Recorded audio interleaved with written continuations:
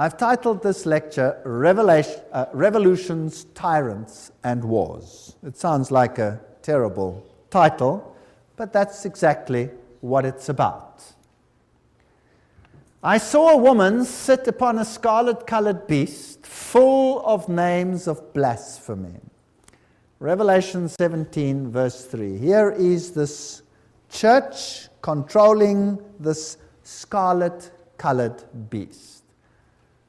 Revelation 13, verse 4 says, and they worshipped the dragon, unknowingly, of course, which gave power unto the beast, and they worshipped the beast, which has been defined as that power which ruled for 1,260 years, then received a mortal wound, and will rule again at the end of time. And we have identified it, basically, as Catholicism. And they worshipped the beast, saying, who is like unto the beast, who is able to make war with him? Yeah, they're all bowing down to this strange beast, the kings of the world and the high people of this planet. They pay homage to it. They worship it through their obedience and by giving them the power of the state to deal with any issue. Here is an interesting quote from Popery, Puseyism, and Jesuitism.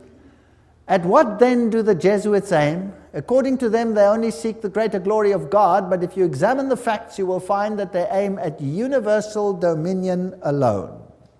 You see, Rome had lost universal dominion, and the Protestant Reformation had been a major problem in this issue, a major problem. They have rendered themselves indispensable to the Pope, who without them could not exist, because Catholicism is identified with them. They have rendered them themselves indispensable to governors and hold revolutions in their hands. And in this way, either under one name or another, it is they who rule the world. You see, the papacy has crowned itself ruler of the entire world. The Pope is the ruler of the entire world. That's the Holy Roman Empire spread over the entire planet. Well, if we have a look at a century of revolutions starting from 1750 to 1850, we'll see the American Revolution in 1776, and we can ask the presidents that then ruled, who do they think were responsible for this revolution? Then there's the French Revolution, 1789, the Spanish Revolution, 1823, the Polish Revolution, 1831, the German and the Italian Revolution, 1848. By 1917, you had the Russian Revolution, and then basically it was time for war, 1914 to 1918, which made the Russian Revolution, by the way, possible, and World War II, 1939 to 1945. That's a lot of conflict on this planet. How much blood did not flow on this planet as a consequence of these revolutions? And why? Because one power wanted absolute control. And the Bible says the dragon gave it its power so that everybody should be subject to that power and to none other. Well, let's have a look at a brief chronology here. In 1717, we're dealing with this time period of terrible, terrible conflagration on this planet. The Masonic Grand Lodge of England was founded. England was a thorn in the flesh. It was a Protestant nation. So a Masonic Grand Lodge is founded to infiltrate this power. 1721, the first Masonic Lodge was founded in France. 1731, Benjamin Franklin was initiated as a Freemason. 1738, the Roman Catholic Church condemns Freemasonry. Now that's a brilliant move. That's called dialectic thinking. You create an organization, you ban it, your insiders belong to the organization, but the outsiders see that you have distantiated yourself. It can't be your fault. You see how clever that is? Whereas at the Vatican, all the lodges remained and all the cardinals were members, but not the Goyim. It was to be a Protestant army under the control of the Jesuit order, and we did an entire lecture on that, and you can get it, the one on who's behind the secret societies. By 1758, Sir Francis Dashwood founded the Hellfire Club. Benjamin Franklin visits England to discuss the future of American colonies with Dashwood. 1768, foundation of the rite of strict observance. That's the 33-degree level of Freemasonry by Baron von Hunt, based on the Templar tradition. So that's an interesting point. And then Frederick of Prussia, Frederick the Great, I don't know what was so great about him, but nevertheless, founded the Order of the Architects of Africa and uses the title Illuminati to describe his neo-Masonic lodges. So that's just a brief history as we're going along. 1770, Benjamin Franklin was elected Grand Master of the Nine Sister Lodge in Paris. 1771, Grand Orient Masonry was founded in France. 1776, Order of the Perfectibilists, or Illuminati, was founded. Notice they call themselves perfect. The American Revolution starts. So by 1776, they had put everything in place. 1778, Peter I founded the Secret Circle. 1785, Grand Masonic Congress allegedly plotted the French Revolution. The Illuminati was banned in Bavaria, or went underground there. 1789, French Revolution. 1784, Illuminist conspiracy to overthrow the Habsburg monarchs of the Holy Roman Empire. So the monarchies must go. The monarchies were often opposed to Jesuit rule, and they banned the Jesuits. Well, it was payback time. Nobody bans the power of the Roman Catholic Church. In 1816, John Adams wrote to President Jefferson, "Shall we not have a regular swarms of them here in as many disguises as only a king of the gypsies can assume, dressed as painters, publishers, writers, and schoolmasters? If ever there was a body of men who merited eternal damnation on earth and in hell, it is this society of Loyolas." They didn't mince words in those days, eh? Wow. That's the new Jesuits. There's the quote. Everything I say has got a quote. Now, many writers warned of this great conspiracy of the Jesuits. Samuel Morse, remember, the founder or the inventor of the Morse code, wrote, "The author undertakes to show that a conspiracy against the liberties of this republic, the United States, is now in full action.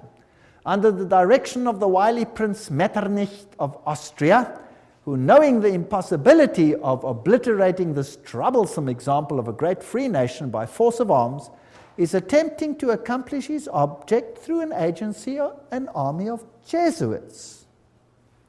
The array of facts and arguments going to prove the existence of such a conspiracy will astonish any man who opens the book with the same incredulity as we did." So those are the people that the presidents believed were behind all these conspiracies. President Abraham Lincoln himself said the Protestants of both the North and the South would surely unite to exterminate the priests and the Jesuits, if they could learn how the priests, the nuns, the monks, which daily land on our shores under the pretext of preaching their religion, are nothing else but emissaries of the Pope, of Napoleon III, who was a high Freemason, of course, and other despots of Europe, to undermine our institutions, alienate the hearts of our people from our constitution and our laws, destroy our schools, and prepare a reign of anarchy, here as they have done in Ireland, in Mexico, and in Spain, and wherever there are any people who want to be free." That's quite a statement. 50 years in the Church of Rome, the priest Father Chiniki wrote, he used to be a Catholic and then became a Protestant, "This war would never have been possible without the sinister influence of the Jesuits. We owe it to popery that we now see our land reddened with the blood of her noblest sons." Abraham Lincoln, 1865, 16th President of the United States. Lincoln's private letters that were burnt by his son Robert, restated by Charles Chiniki, who was the personal confidant of the President. In a letter dated 22 January 1870, Mazzini wrote to Pike. Now, Albert Pike is this high Mason who wrote the manual, if you like, of Scottish Freemasonry.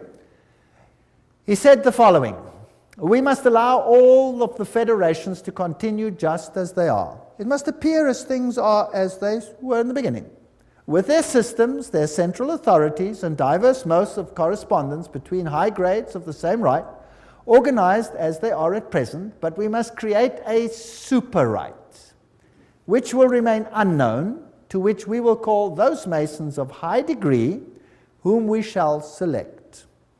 With regard to our brothers in Masonry, these men must be pledged to the strictest secrecy. Through this supreme right, we will govern all Freemasonry, which will become the one international center, the more powerful because its direction will be unknown. Now, Albert Pike wrote a letter to Mancini, and that was dated August 15, 1871, in which he propagated that there should be a world order, a one order where all nations are under the control of one central organization. And in order to achieve this, they planned, and there are numerous quotes for this, so I've put a number on the screen because some will say, I don't trust this, I don't trust that, I don't trust the other. Here are references down there, there are references up there, there will be references in other slides, so it comes from different sources. He said, and this was, by the way, on display in the British Museum and could be seen there until it was taken away.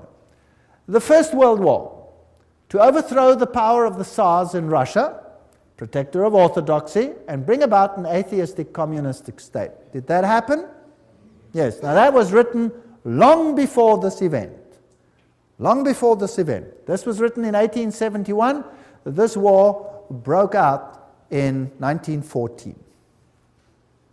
The Second World War, that's also written long before the event, to originate between Great Britain and Germany, to strengthen communism as antithesis to the Judeo-Christian culture, and bring about a Zionist state in Israel. Did it achieve this objective? Yes. In fact, after this war, Israel, in its present form, was reinstated under the protection of Britain. And then, interestingly enough, a Third World War, a Middle Eastern war involving Judaism and Islam and spreading internationally. That's fascinating. Is that on the cards, or what do you think? Certainly sounds like we are on track. Well, here's another quote, just in case people don't like that quote. Mazzini with Pike developed a plan for 3 world wars so that eventually every nation would be willing to surrender its national sovereignty to a world government. The first war was to end the Tsarist regime in Russia, the second to allow the Soviet Union to control Europe, the Third World War was to be in the Middle East between Muslim and Jews and would result in Armageddon. Interesting.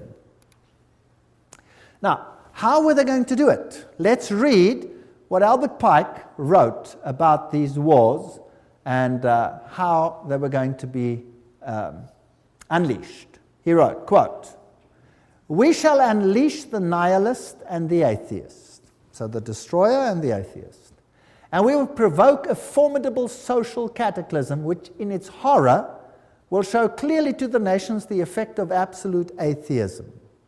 Origin of savagery and the most bloody turmoil. Then everywhere the citizens obliged to defend themselves against the minority of revolutionaries will exterminate these destroyers of civilization, and the multitude, disillusioned with Christianity, will receive the pure light through the universal manifestation of the pure doctrine of Lucifer. The destruction of Christianity and atheism, both conquered and exterminated at the same time." Wow, what a clever plan. So you rub the two systems which you create up against the other. You create atheism as an antithesis to the Judeo-Christian culture. You have these two clash until they rub each other up, and then out of that you will get a new world order where you have a new religion which is far more esoteric and actually honors Satan. Isn't that a rather clever plan? Well, it's very successful. That is why Ordo ab Cao is the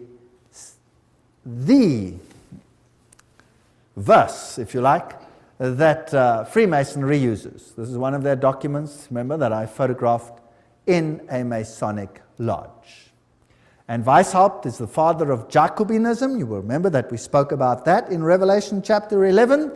And Jacobinism was the power that propagated the French Revolution. And we did this in Revelation chapter 11, where the Bastille was stormed, liberty leading, the goddess of reason was enthroned instead of Christianity. So Christianity was removed and another reign began.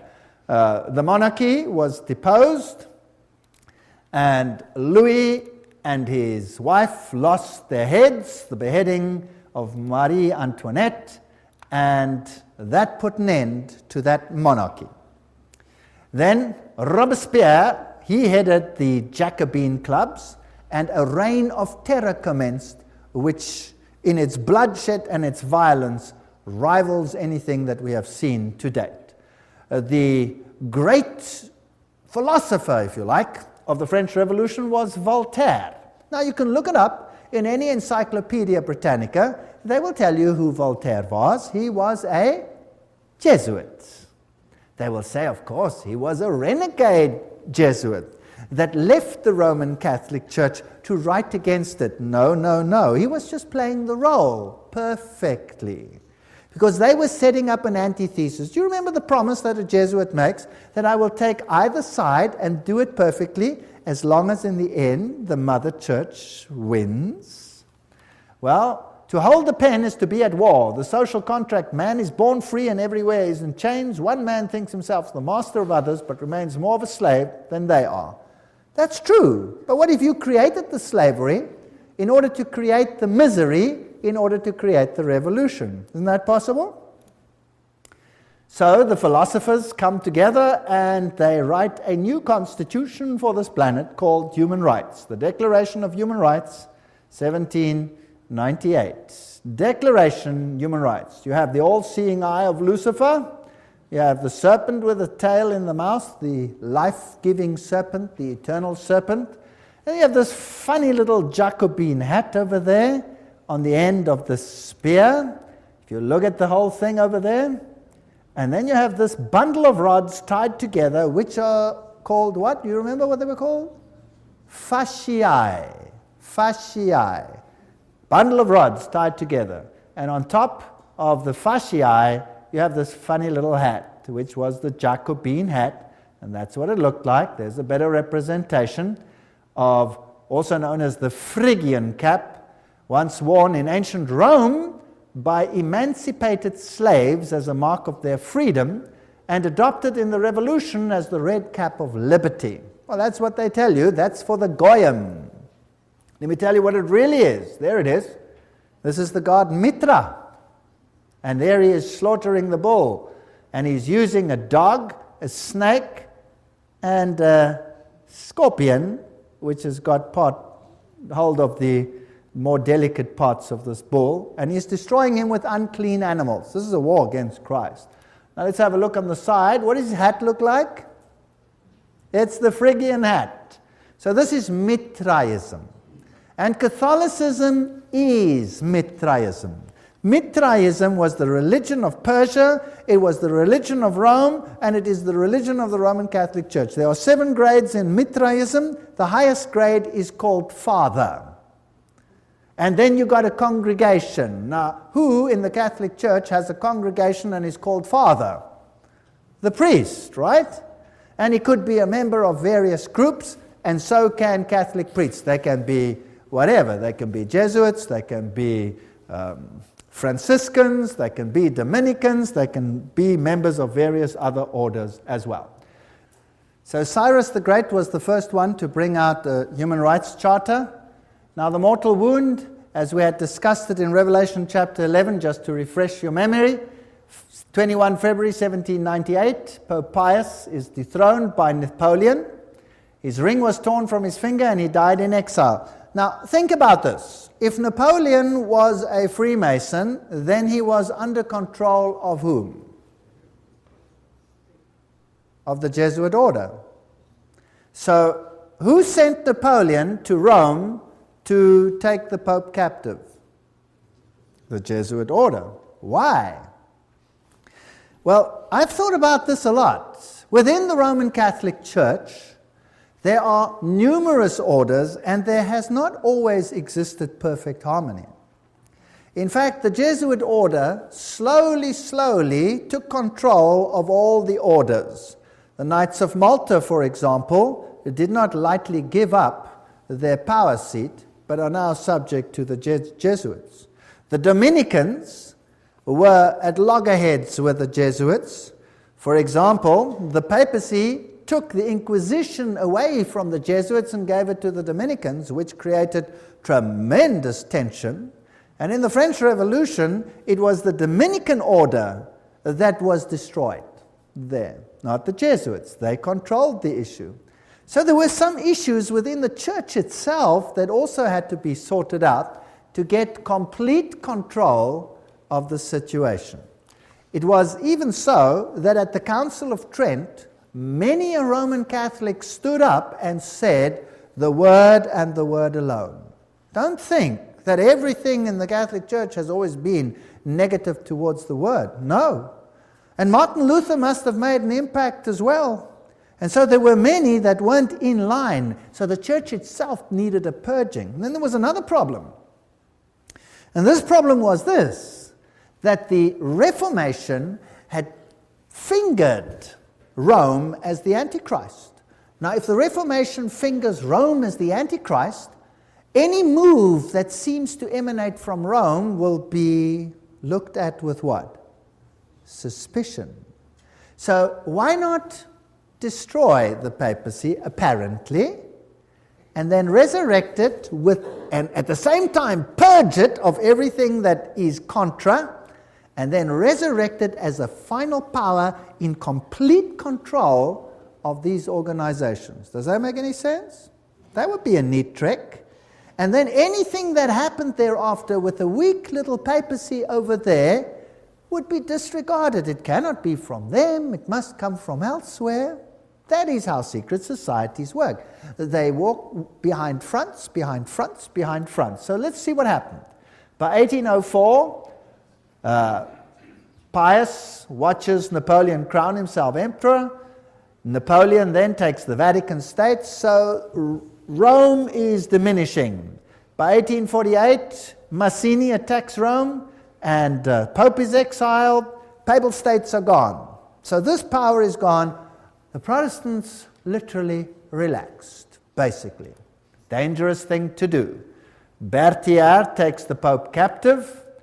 Weishaupt and his fellow Jesuits cut off the income to the Vatican by launching and leading the French Revolution, by directing Napoleon's conquest of the Catholic Europe, and by eventually having Napoleon throw Pope Pius VII in jail at Avignon, until he agreed, note, as the price of his release, to re-establish the Jesuit order. It had been banned, even in the Catholic Church, imagine that. So it had worked underground.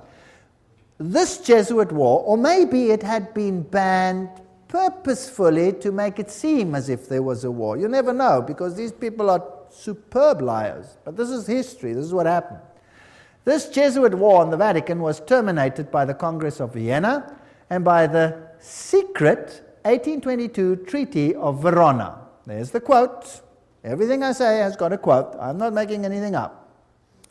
After Pope Pius was released from Napoleon's prison, he formally restored the Jesuit order with a papal bull. Now that is the strongest worded statement that a pope can bring forth. In 1814, and the Pope added in this bull, if any should again attempt to abolish it, the Society of Jesus, he would incur the indignation of Almighty God and of the holy apostles Peter and Paul. So this could have been a ruse, it could have been a game, what could have been real, whatever the situation is, we will never really know until the curtain is removed one day. But religious freedom for all. And revolutionaries take to the streets and do what they feel they have to do. Joseph Bonaparte, here he is, 1768, 1844, King of Spain, and he was Grand Master, Grand Orient in France. So here you have all the Masonic connections. This comes from the Masonic book, Masonic sources. Napoleon, himself a high Freemason, is now waging war in the whole of Europe, cleaning up the monarchies, and then he has a war with England. Now, who controls England by this stage? The Freemasons. So we have a Battle of Waterloo, and these are the generals that fought on the two sides. Michel Ney and E. von Grouchy, they are on the side of Napoleon.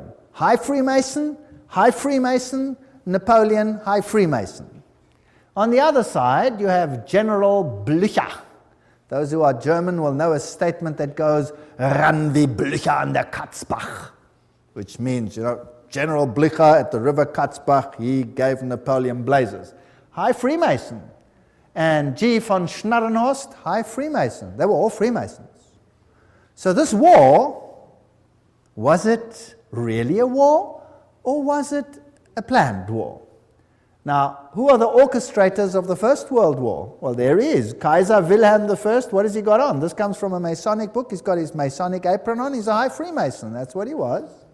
Here is Kaiser Friedrich der Große. There he is, with his Freemason regalia from a Freemason book. They're proud that these kings were all Freemasons.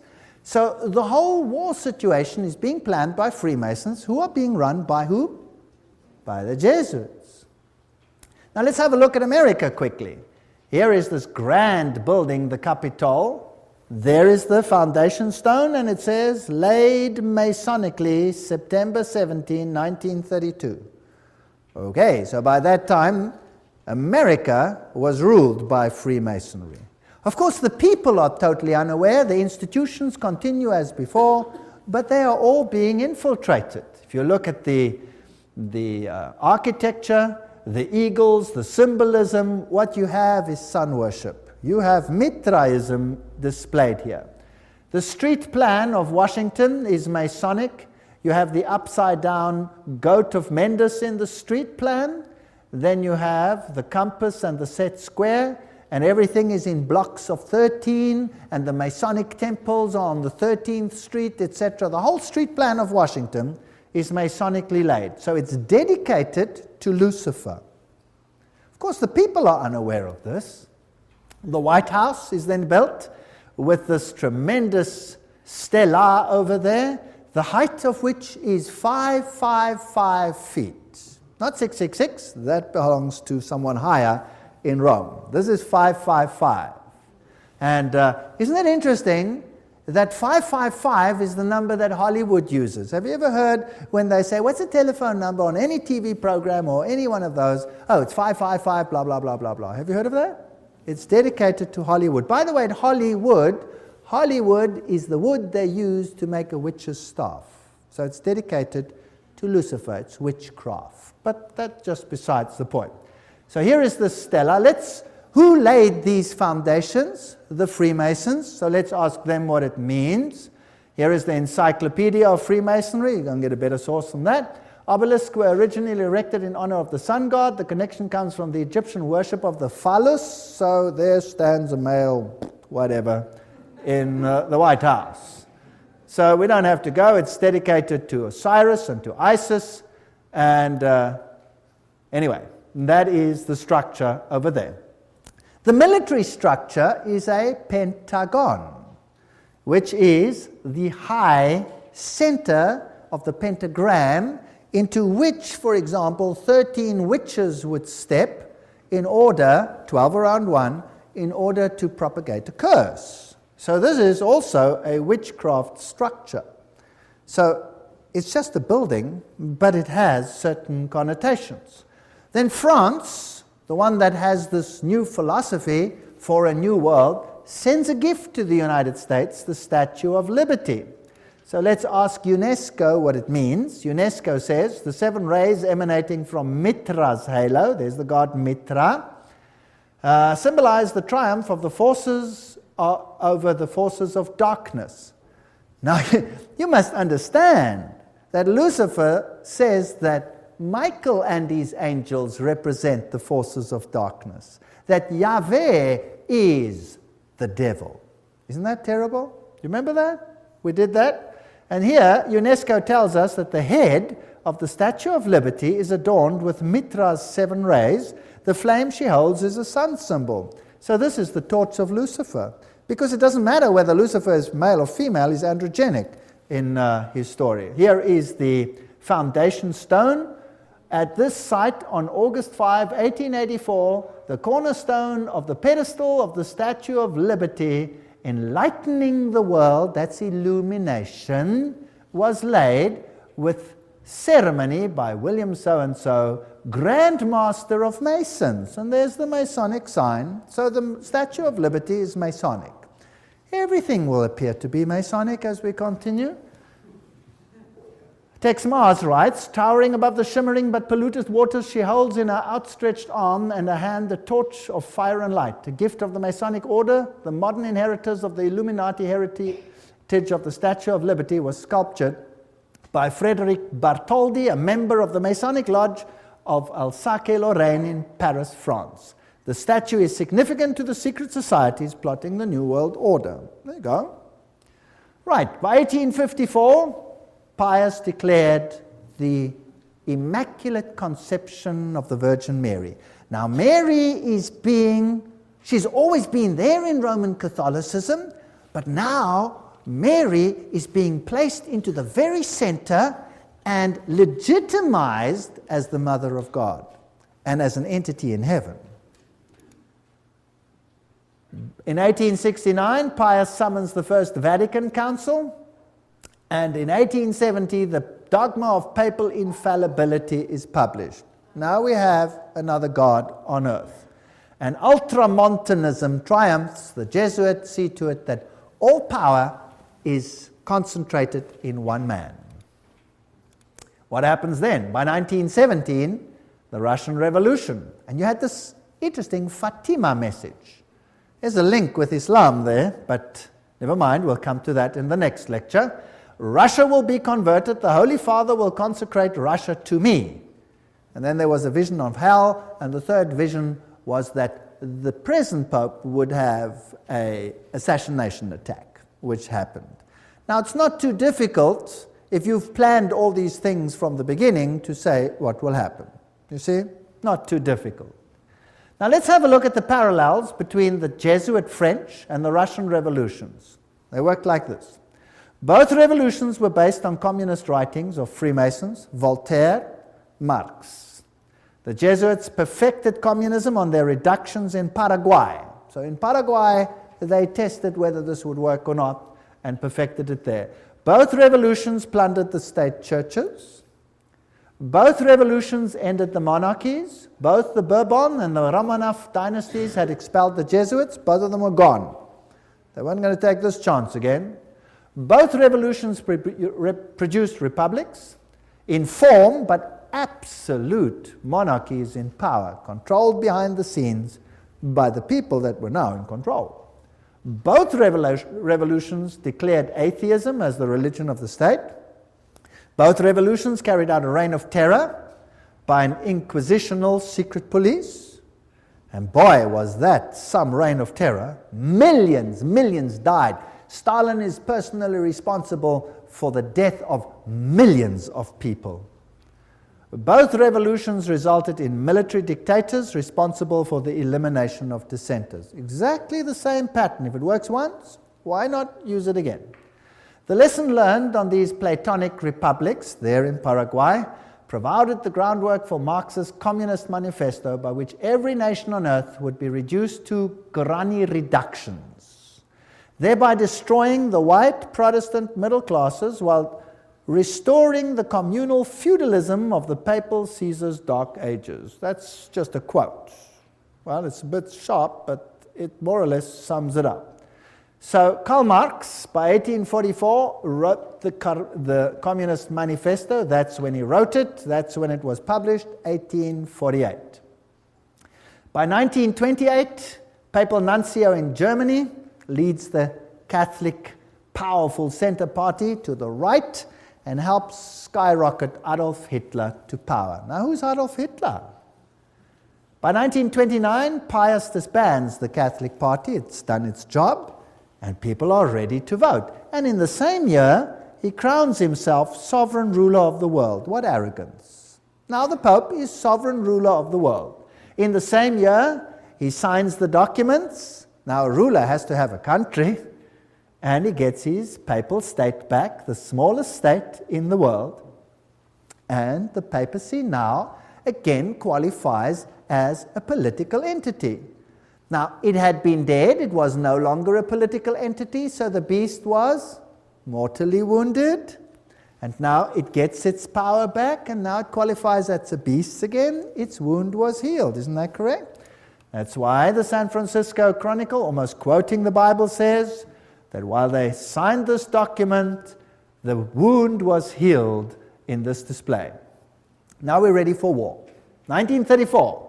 In Yugoslavia, an organization called the Ustashi is formed. What a disgusting organization.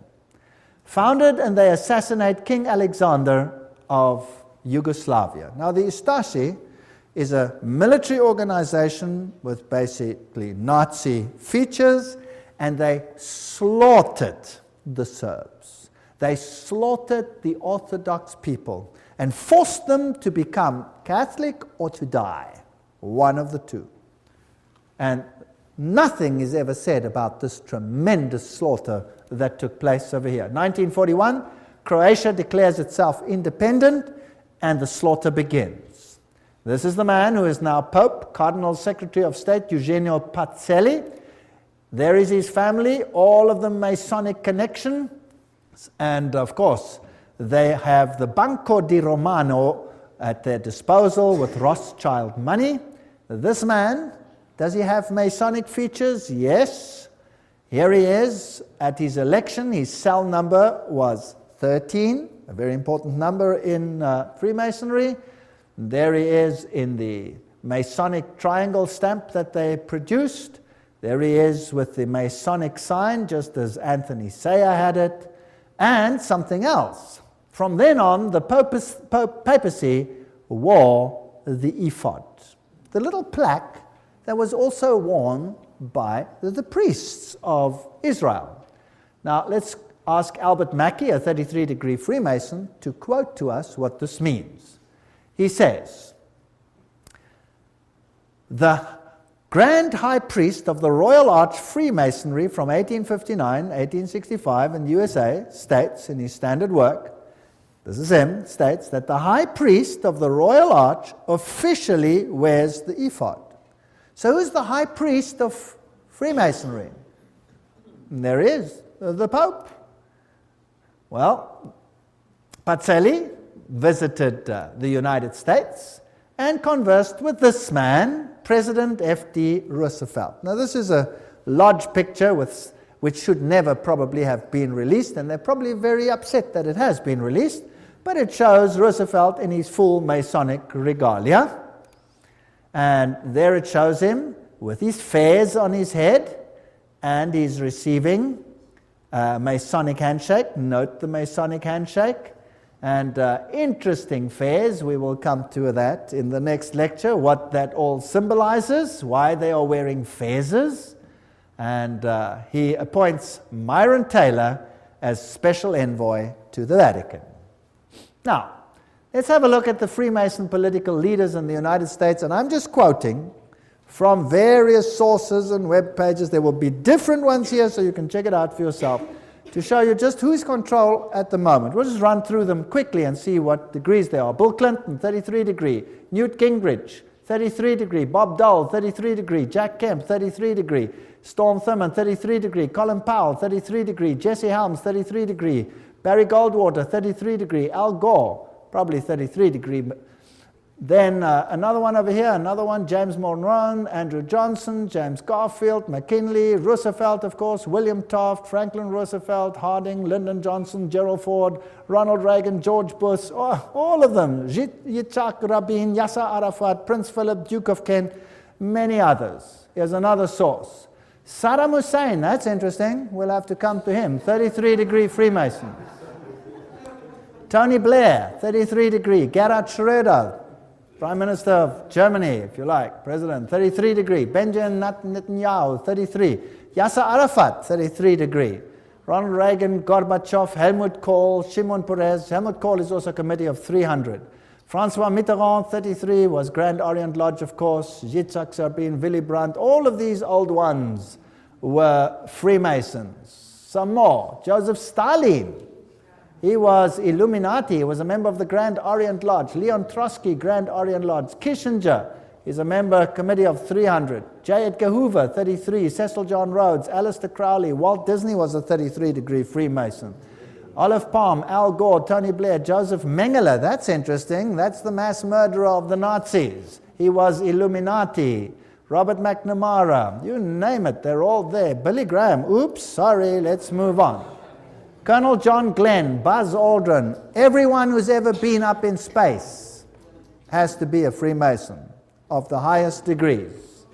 Edgar Mitchell, all the way through, Francis Bacon, Lord David Owen, all the negotiators, Richard Halbrook. I'm just running through some of them. Alan Greensprang, Peter Wallenberger, Queen Elizabeth is the queen of the Bilderbergers. Prince Philip, Queen Beatrix, she's the committee of 300. Prince Bernard of the Netherlands, committee of 300. And so we go on and on and on and on. Ted Kennedy, Rockefeller, David Rockefeller, Teng Hui, Baron von Rothschild. Hillary Clinton is 6 grand dame. She's a very high Freemason. Albert Pike, of course, you know, Bertrand Russell, Otto von Habsburg, Weishaupt, all the way back. Here is Edgar Hoover. President Dwight D. Eisenhower there honors him with the 33 Grand Cross at the special White House ceremony. They're not ashamed of any of this.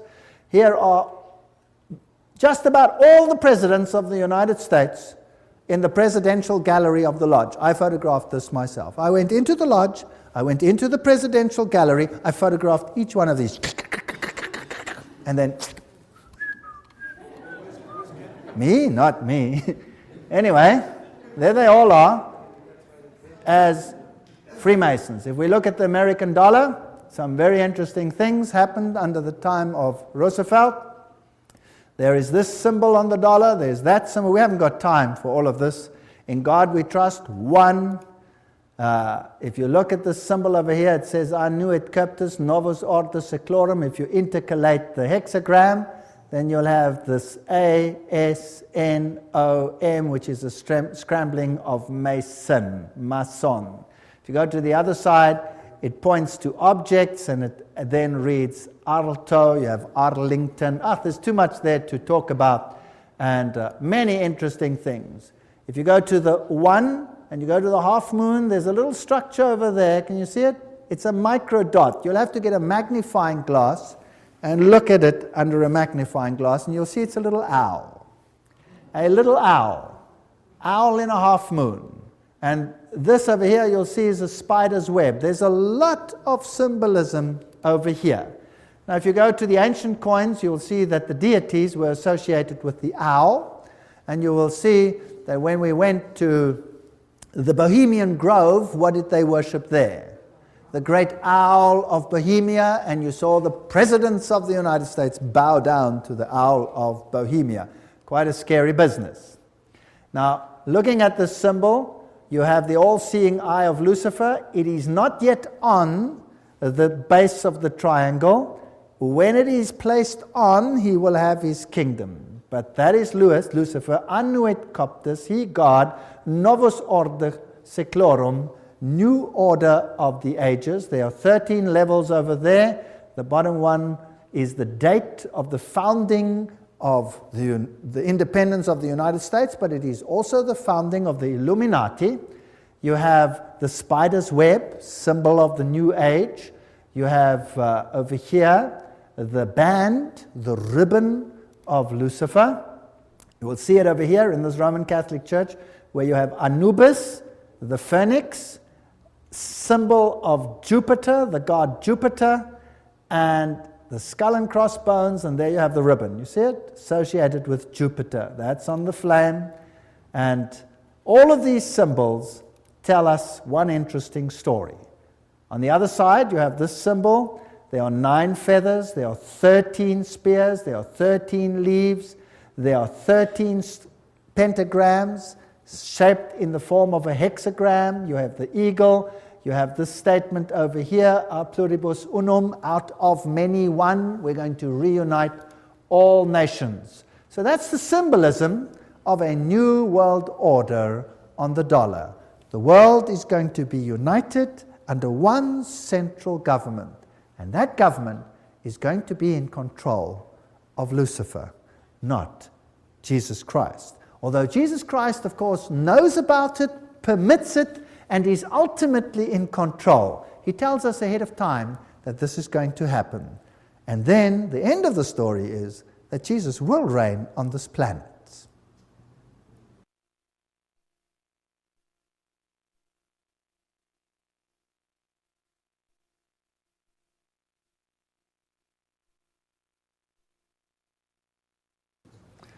In the previous section, we were looking at the symbolism on the US dollar, and we saw how all of this symbolism is Masonic and appeared on the dollar note after the time of Roosevelt.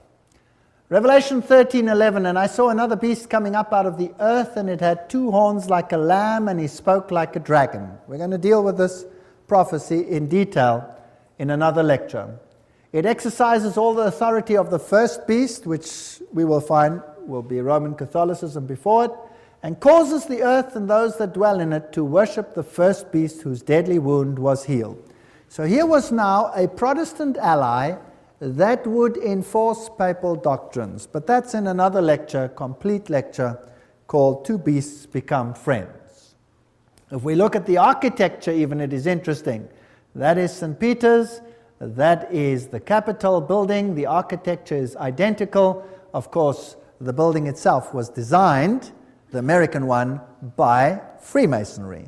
And Freemasonry is in control by whom? The Jesuit order. Now let's have a look at some of the symbolism over there and some of the interesting issues. We are now ready for the Second World War, and the 3 main role players of the Allies are this man over here, Winston Churchill, and he was a what? 33-degree Freemason. We saw Roosevelt in his full Masonic regalia. He was a 32 or 33-degree Freemason. And then we have Stalin, who was, of course, Grand Orient member, so 33-degree Freemason. They're all on one side. Extract from a report by Ambassador Harriman in Moscow to the State Department, June 30, 1944. Stalin paid tribute to the assistance rendered by the United States to Soviet industry before and during the war. He said that about 2/3 of all the large industrial enterprises in the Soviet Union had been built with United States help or technical assistance. The other third had been Britain. So who built the USSR? Who built it? The West. The West financed it and built it. Here you can see Winston Churchill in his Druid Masonic Lodge with all his Druid fellows around him. So these are genuine facts. This isn't just conjecture. Do you remember Pearl Harbor? Well, fortunately, the 50 years of Secrecy Act are past, and so now we know for a fact, because this has been revealed, that they knew that Pearl Harbor was going to be attacked. Is that correct? And they chose not to do anything about it. Why? Because they needed an incident to start a war. The American Constitution was not going to permit them to enter a war. They needed an incident, and they created it. In fact, that is mass murder of their own people. Is that correct? Because they knew about it. This is public knowledge. It's in the news. The 50 years secrecy is up. Nobody can deny it anymore. It's a fact. So America, once before, has killed thousands of its own people to allow something to become possible that wasn't possible before. Once done successfully, do you think I could do it again? I wonder. What about the other side? Hitler. Hitler said, I learned much from the order of the Jesuits. Until now, there has never been anything more grandiose on earth than the hierarchical system of the Catholic Church. I transferred much of this organization into my own party.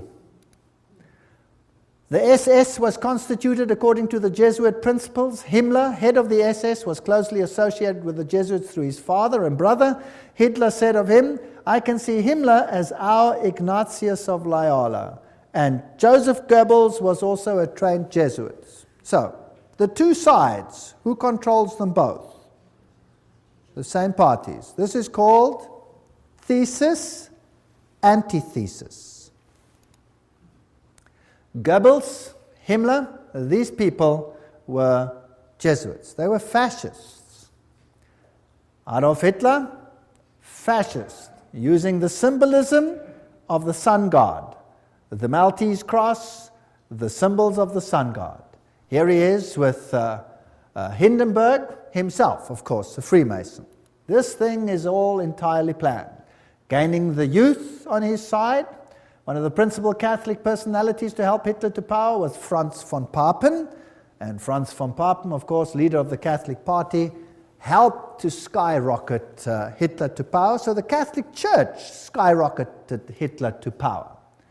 And these are posed pictures. They have Masonic meaning, but we'll get to that later. The Reichsadler, chosen as the symbol, Masonic symbol. And the supposed happy alliance in the beginning, which then deteriorates. Here you see the salute with the Masonic activities associated with it. Here he is together with the church leaders. And here you can see the cardinals giving the Heil Hitler salute. So the church was very much involved with the Nazi movement. There is a bunch of cardinals giving the Heil Hitler salute. The Pope and the Führer, you will recall that even to this day there is tremendous anger about Pope Pius having now been declared on his way to sainthood because of his connection with the Nazi movement. Well, here is the new Reichsbischof Ludwig Müller, the Protestant one, who greets Adolf Hitler with a nice handshake.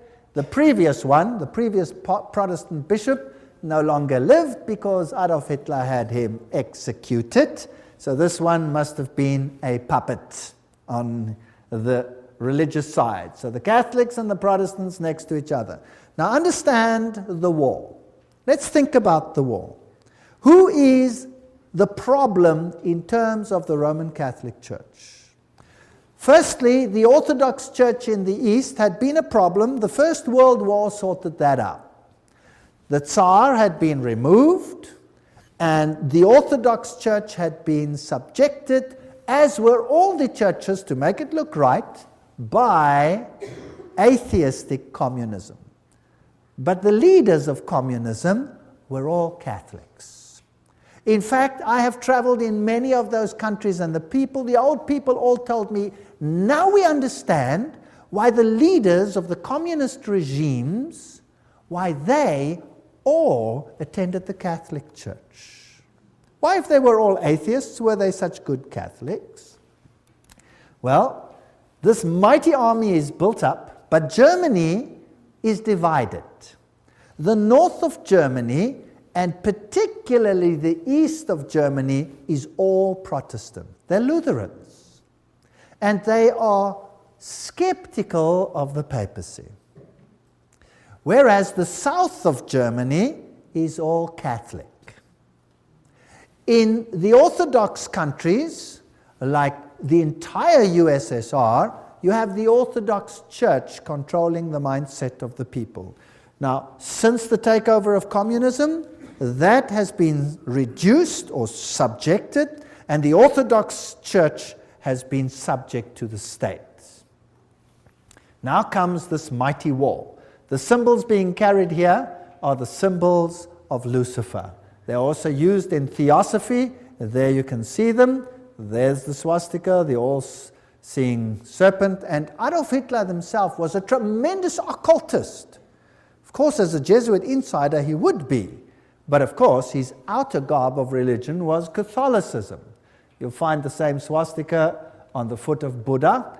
And, as I recall, as I told you before, it was a Jesuit priest, Father Stempfler, not Hitler, who really wrote Mein Kampf. So a Jesuit wrote the book. The SS has the same symbols as the Skull and Bones people. The skull with the crossbone, meine Ehre, heißt Treue. My honor means Treue, to be loyal, loyalty. The SS had been organized by Himmler according to the principle of the Jesuit order and became basically the new, if you like, Inquisition. And anybody who did not obey the system was destroyed. Now we read much in the literature about 6 million Jews who were destroyed. But we read nothing about 2.5 million of the most brilliant people in Germany, all the professors, all the intelligent, highly educated Germans who were killed by Adolf Hitler. You see, thinking people cannot be tolerated in such a regime. Downgrade the mindset. We must have serfs and elite, Goyen, catechumens, cattle, and then the super illuminists. How irritating. Remember that the Jesuit magazine, Civiltà Cattolica, house organ of the Jesuits, says quite frankly, fascism is the regime that corresponds most closely to the concept of the Church of Rome. Fascism is fascinating, excuse the pun. Fascism has one central leader. You see, Pope eventually, one central leader, total control over the people, yet the people believe that they are free because they are getting everything that they require. Unlike communism, they may have property rights, but the property rights are qualified, and I'll come to that in a later lecture in case you are duped into that. Now here are these fasciae. Let's have a look at them. The bundle of rod accompanied by an axe or a spear, which symbolizes power over life and death, carried by the Roman official as symbol of authority. Under the Republican conflict or praetor, starting on an expedition, he took his vows on the Capitoline Hill, where the Vatican sits today. This is very symbolic. He acclaimed imperator, in other words, a leader by his troops. He decked his fasci with a laurel, and on his return deposited the wreath upon the Capitoline Hill. Everything leads to Rome. Fascinating story. So where you find the fasciae, you must know that Rome is behind it. Fascist regimes use the fasciae. So fasciae can look like that with an axe, or the axe can go through, or it can be a spear like it was in the French Revolution. These are fasciae. Now where do we find the fasciae? Well, in 1888, campaign poster of incumbent President Grover Cleveland, Benjamin Harrison defeated them, but later he won. Cleveland was re-elected to a non-consecutive term. There his eagle is standing on 2 fasciae. See it? Fascism, hidden in the United States. Do you know the United States should be as far as the East is from the West from fascism, isn't it? Well, isn't that fascinating? The US Capitol building, if you go right to the tippy-toppy, that's what you have. Fasciae, fasciae, fasciae, fasciae. So the United States eventually is going to become a fascist state. Nobody would have believed that 50 years, 100 years ago, 10 years ago, maybe not even 5 years ago. Today, what does it look like? Is there mighty state control over every single one, just like in the times of the SS? If you move, is there a new law coming out which will watch the people of the state? Yes or no? Yes, Patriot Bill, have you heard of that? All kinds of interesting laws coming out. Now, what type of government is that? Interesting. There it is. Did you know that the fasciae here, fasciae behind the rostrum podium of the House of Representatives in Washington, D.C., note the back of the chair resembles a golden axe. There it is, the axe and the fasciae. So they knew this all along. They're just waiting for the opportunity, biding their time. Ancient Roman coins with a fasciae. Here is a fasciae on the back of a dime in America with a flame there. Fasciae on a US dollar. and presidents sitting next to fasciae is Washington. Even Abraham Lincoln sat on a fasciae chair. Here's the insignia of the National Guard. It has fasciae. There are fasciae and the Statue of Liberty. Let's read what Anthony Sutton, remember this man who wrote about Skull and Bones, educated at the University of London, Gottingen, California, research fellow, Hoover Institute. This is an important man. Let's see what he has to say. How the order creates war and revolution. Talking now about Skull and Bones, which is the Illuminati, which is the Jesuits behind the scenes, as we have seen. Operational history of the order can only be understood within the framework of Hegelian dialectic process. Hegel, the great man who said, always create two directions, thesis, antithesis, rub them up against the other. Who cares how many people die in the process? Then you have synthesis. Then you get what you actually want. From this axiom, it follows that controlled conflict can create a predetermined history. For example, when the Trilateral Commission to subject managed conflict, etc., we read this quote before, so I'll just skip it. The synthesis, that's which comes together, sought by the establishment is called the New World Order. Without controlled conflict, this New World Order will not come about. Random individual action of persons in society would not lead to this synthesis. It's artificial. Therefore, it has to be created. So you hear about a war here and a war there and a revolution here and a revolution there. Revolutions have to be financed. You never hear where the money comes from to finance them. Who finances the revolutions? Who runs them? You see? So you have Nazis against Soviet Unions, North Korea, North Vietnam, ad nauseum against the United States. The conflict built profits while pushing the world ever closer to a one-world government. Now, isn't it logical that that's what Satan wants? He wants a one-world government. So, in Hegelian philosophy, the conflict of political right and political left, or thesis and antithesis in Hegelian terms, is essential to forward movement of history and historical change itself. Have you noticed that every country has a left party and a right party? Have you heard about that? And your country has it too, otherwise there would be no point to vote, right? Two of them. Now, let's have a look how this is worked. President Woodrow Wilson made this statement. This is now a president speaking. Some of the biggest men in the United States in the fields of commerce and manufacturing know that there is a power so organized, so subtle, so complete, so pervasive, that they had better not speak above their breath when they speak in condemnation of it. Aha, so here is a power that controls things.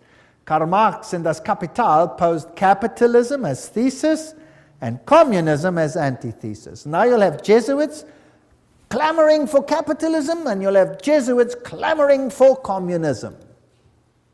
The clash of opposites must, in the Hegelian system, bring about a society neither capitalist nor communist. That's synthesis.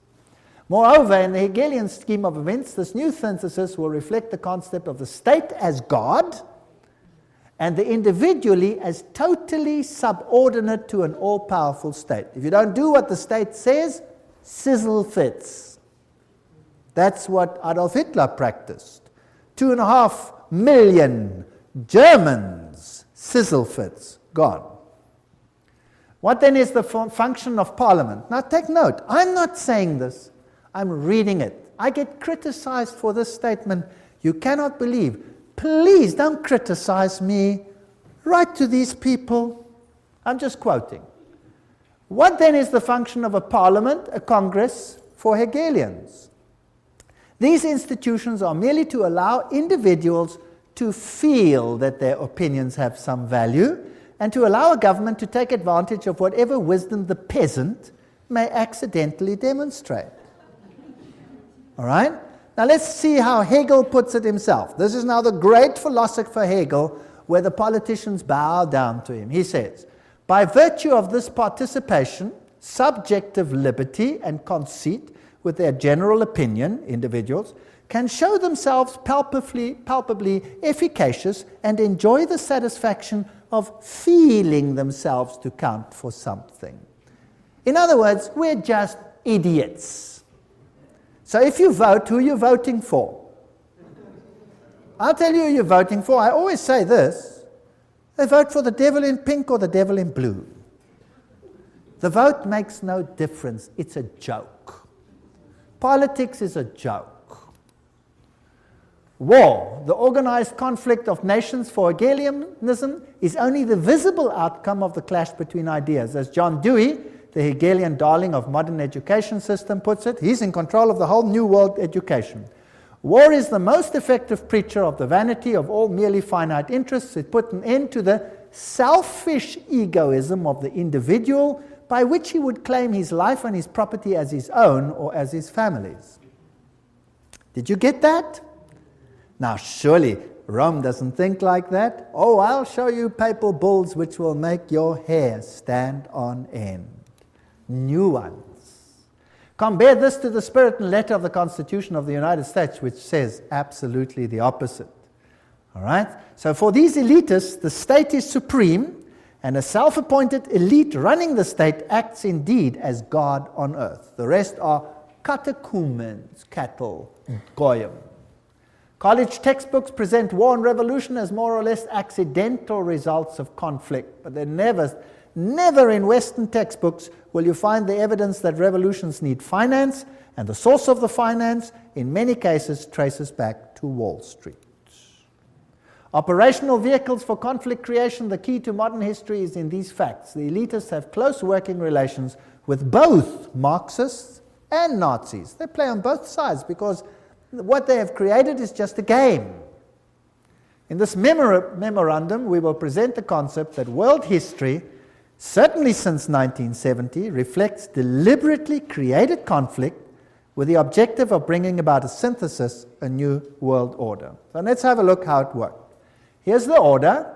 The thesis is Marxist Russia, Second World War now. The antithesis, Nazi Germany. Who financed them? Who financed the Russians? Guarantee Trust Company. Who financed the Nazis? Guarantee Trust Company.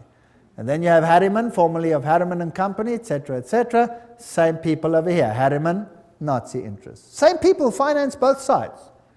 Then you have the Bolshevik Revolution, 1917 and 1933, Hitler's ascension to power, conflict between the two, tremendous profit, and the result, post-World War II, United Nations as the first step to a new world order. There you have it. Beautifully. Financed by the same sides.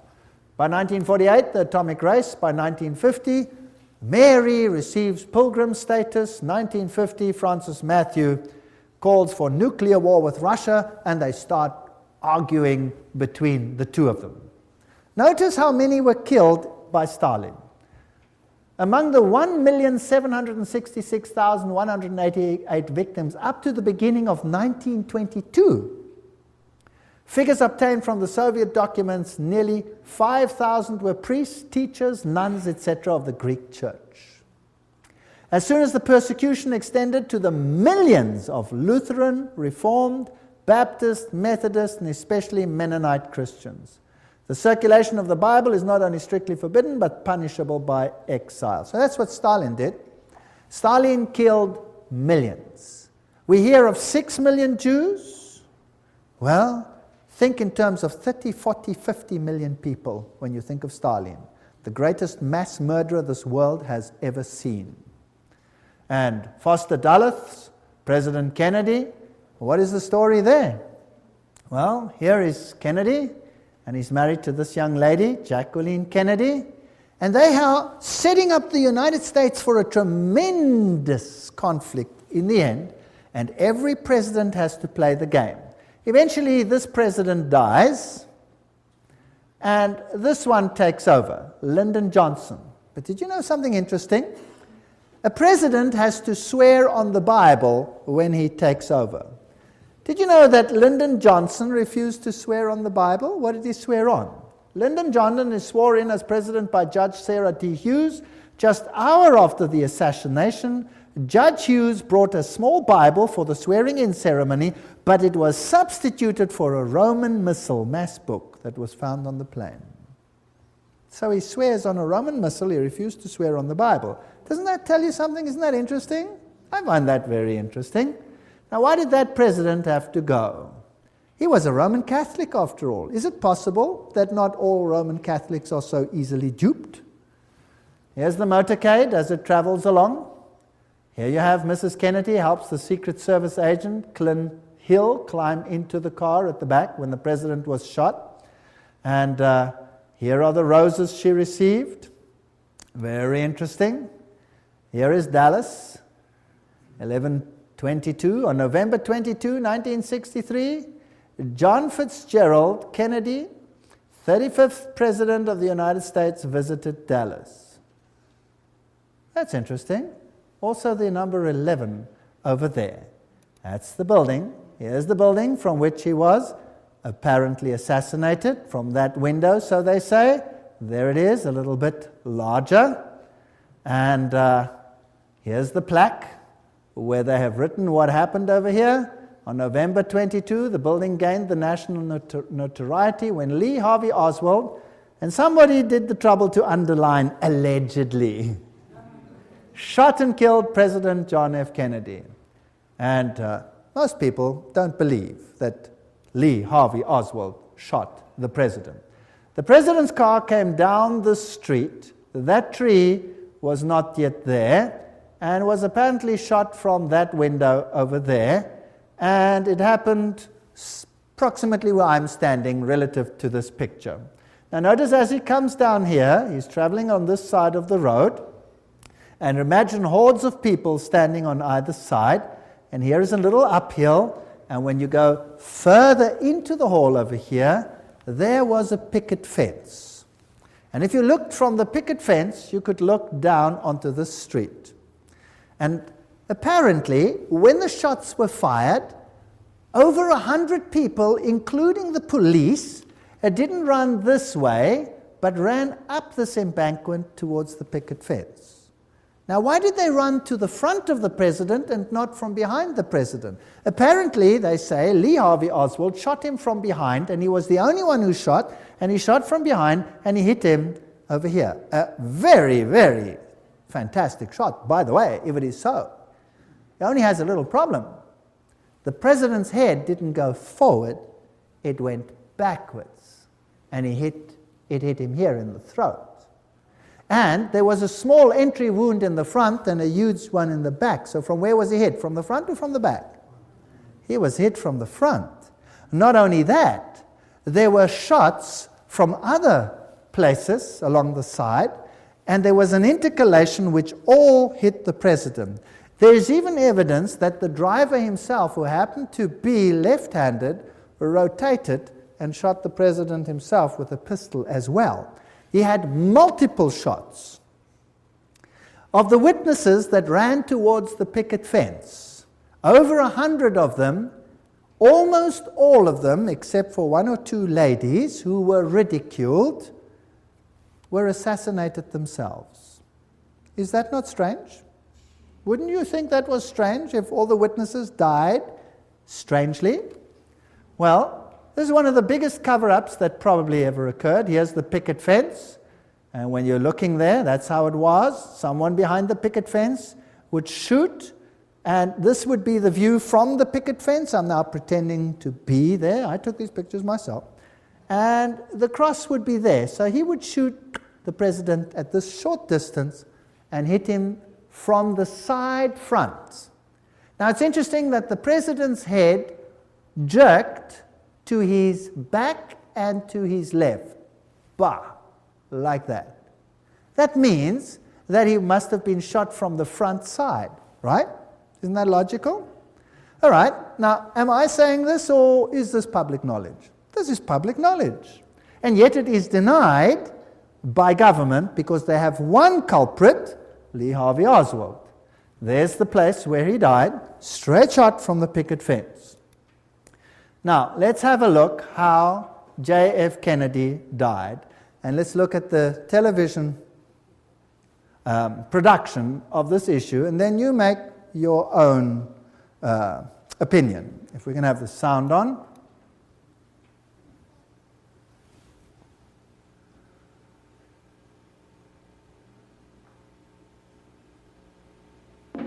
Let's go back to that day in Dallas. The day was November 22nd, the time shortly before noon. At first the crowds were thick, but as the motorcade approached Dealey Plaza, it was here that the motorcade violated the Secret Service's own rules. As the car turned, it slowed from 40 miles an hour to 7. It was precisely then that gunshots blasted out.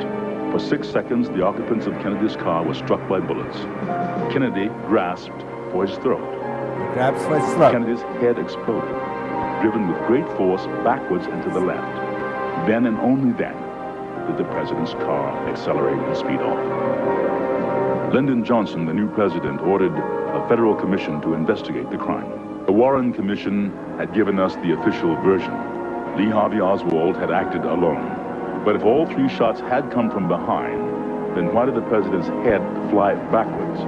Why did so many people, including policemen, run not towards the book depository where Oswald was, but towards the picket fence?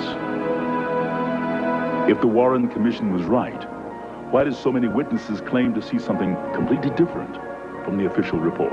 As many as 177 people died simply for knowing too much.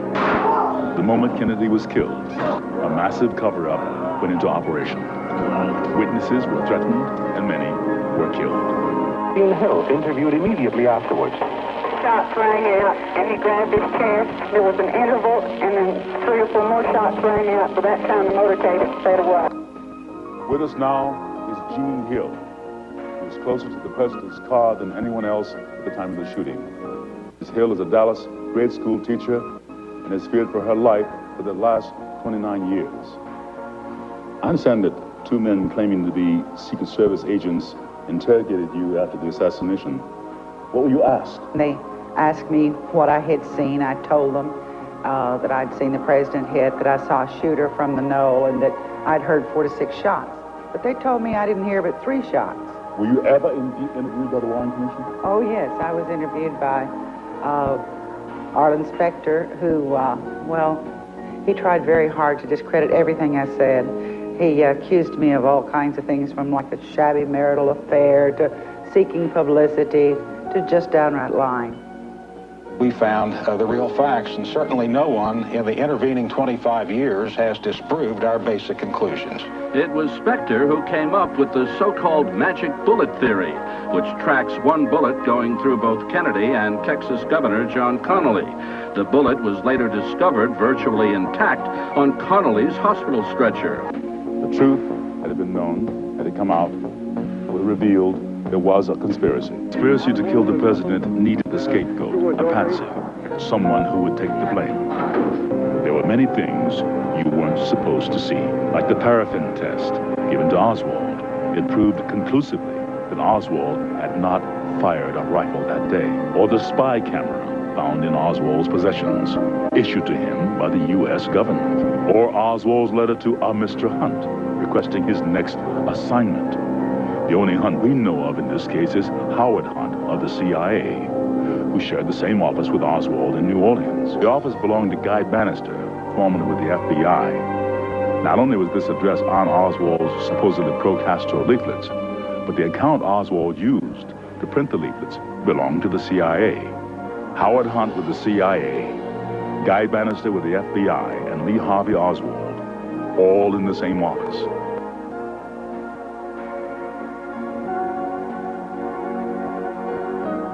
Kennedy's motorcade was arranged to make 2 turns, taking him directly into a triangulation. The first shot came from the picket fence. It hit Kennedy in the throat. The second shot came from the Dow Tex building, next to the book depository. It entered Kennedy's back. The third shot came from the southwest corner of the book depository, 7th floor. It hit Connally. The fourth shot came from the Dow Tex. It narrowly missed, hit the curb, wounding a bystander. The 5th and 6th shots were fired almost simultaneously, from the depository and from the picket fence.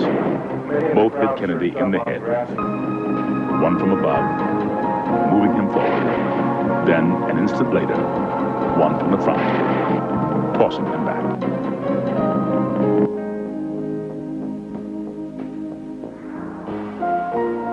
Here you you see the passenger in the front turning back, looking at the president. Instead of jumping back to assist him, he turns forward. The driver's now rotating. The weapon comes into view, and he fires.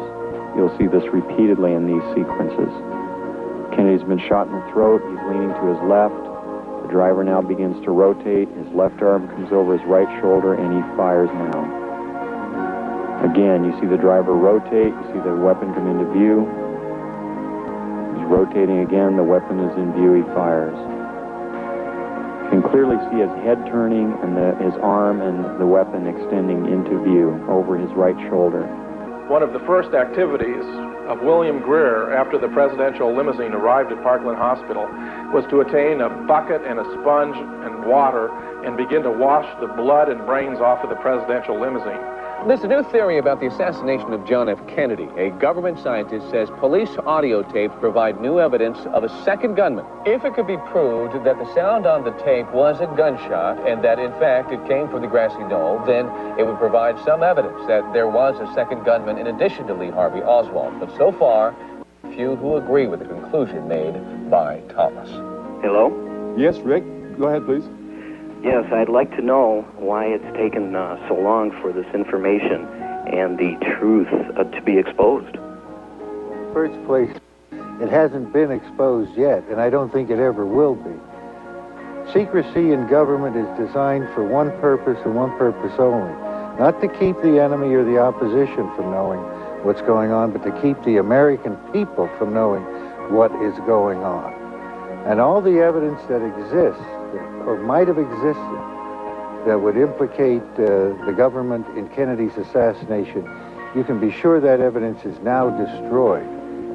So even if everything is released now, the chances of solving the Kennedy assassination and attaching the blame to the guilty parties is almost impossible.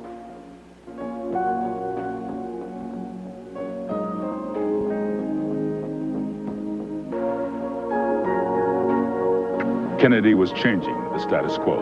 He decided he could no longer trust the CIA. He was transferring covert operations directly to the Joint Chiefs of Staff.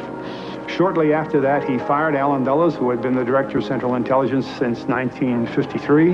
Kennedy continued to make enemies as he pulled back from world confrontation. He ordered U.S. troops out of Vietnam. This was an incident that took place. Well, you saw that driver rotate, if you could see it. It was very difficult. You could see his head go back. You could see all these things. Vatican Assassin says, but after the failure of the Bay of Pigs invasion, President Kennedy changed due to his betrayal by the Jesuit Council of Foreign Relations in the person of McGeorge Bundy. He sought to break the CIA into 1,000 pieces. Now, the CIA would be like the SS. Why break that? Then he called for a return to America's currency to the gold standard. That was a major problem that would stop the Federal Reserve. And another thing that he said, I will separate church and state. I think that was a big mistake that he made in the eyes of the Jesuits.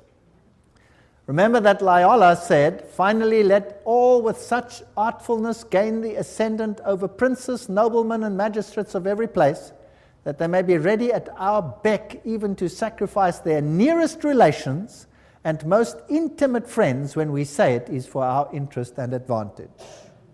That's fascinating. We know, of course, that Jacqueline Kennedy was raised in a Jesuit convent, but let's leave it there. One of Nixon's main speechwriters during 3 whole years was Jesuit father, the Reverend John McLaughlin, who wrote Nixon's speeches at a salary of $32,000 a year, which was a lot of money at that time. And the next president, one of the next ones, Gerald Ford, there's his own signature, 33-degree Freemason. I took this picture myself in the Masonic Lodge. There he signs it, 33-degree Freemason. These people are not who they say they are. And when we look at him, and we look at these handshakes that they have, and the holy alliance between the papacy and the United States of America, this is, by the way, a signal picture, and Reagan appointed this man to be representative to the Vatican.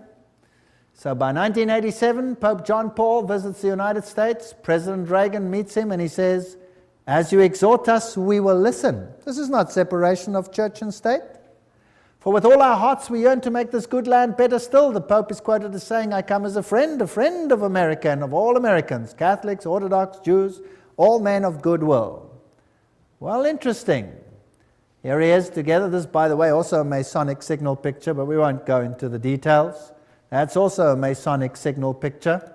We won't go into those details. How do they plan their trips? Let's ask them. Here's Ronald Reagan planning his trip to this president of Russia. And then in September, Gorbachev proposed a pre-summit meeting in Reykjavik, Iceland. Washington agreed. The astrologer fixed the time and the date of departure, and at 9:45 on October the 9th, Reagan flew to Reykjavik. For instance, if you have very bad Saturn, you should cultivate Jupiter so that... Wow. He's now acting like Nebuchadnezzar. Let's call the astrologers to tell us when this meeting should take place. You know, the 11th is a very important date. Presidents die on it. Buildings collapse on it. It's very interesting. My Pope, Pope Paul II, I confirm for you as the Pope of my secret, the Pope about whom I spoke to the children during the apparitions, the Pope of my love and my sorrow. This is what Mary apparently said to the children at Fatima. This is the Pope of the secret, or this is the Mary predicted that he would have an assassination, this Pope, and the modern channels through Father Gobi say that this is the Pope of the promise. Well, Malachi Martin, in The Keys of This Blood, this is a pontifical work, writes, clearly the new agenda, heaven's agenda, the grand design of God for a new world order had begun.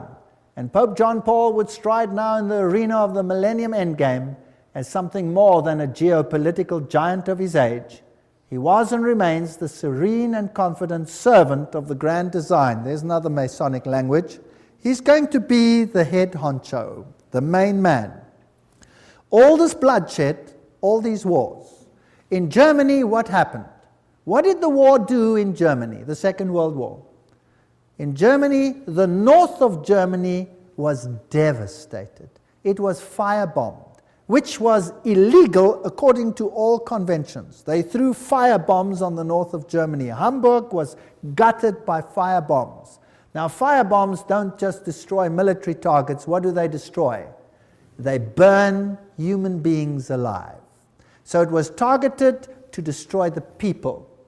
And then East Germany, the entire Protestant conclave was cut out and handed over to Soviet Russia for 2 generations of enforced atheism. Today there's no Protestant left anymore.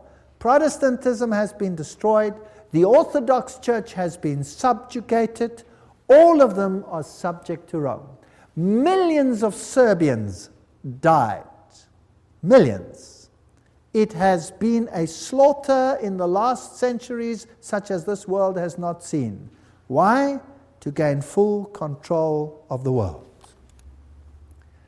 Here is Gerard Newkirk states, over the last 2 decades, in particular during the Reagan years and the last 2 with George W., the United States is looking less like a democracy and more like a highly evolved fascist creature. Isn't that interesting? I'm not saying this, I'm just reading it. Devoid of the idiosyncrasies and shortcomings of its progenitors where they practiced this, this form of fascism has a propaganda machine that is arguably the most efficient the world has ever seen. We are in an interesting time frame. And here you see George Bush with the Pope. Here you see the Prime Minister of England with the Pope. All these 1,000 points of light. 33-degree Freemason, skull and bones member, Illuminatist. 33-degree Freemason with the Pope. And now let's have a look at this picture. Here is President George W. Bush with the Pope under the picture of Ignatius Loyola. Who's going to be the great spiritual leader of the new world order? Please note this picture. The Pope sits on the altar of Chorazim. This is when he visited Jerusalem and Israel recently. Israel. The backdrop depicts Christ with an open book that reads, "Love your enemies, I will come soon." What else do you see on his throne? An upside-down cross. There's the Pope too with an upside-down cross, symbol of Lucifer's victory over Jesus. This is a sad state of affairs, and we looked at the teachings of Illuminism, we looked at the teachings of the Masonic order, of the secret societies, and we saw that Lucifer was their god. They said so themselves. And what do we have to do? Come out of her, my people, that you not be partakers of her sins. I believe that we are on the threshold of history. I believe that the final events are unfolding. And I believe that we need have no fear, because God said that He would give them the opportunity to show their true colors. The final apostasy against God will end in the greatest victory the universe has ever seen, and the kingdom of God will soon be ushered in. If you thought that this was long in the future, I have news for you. It is at the door. Jesus is coming soon. Thank you.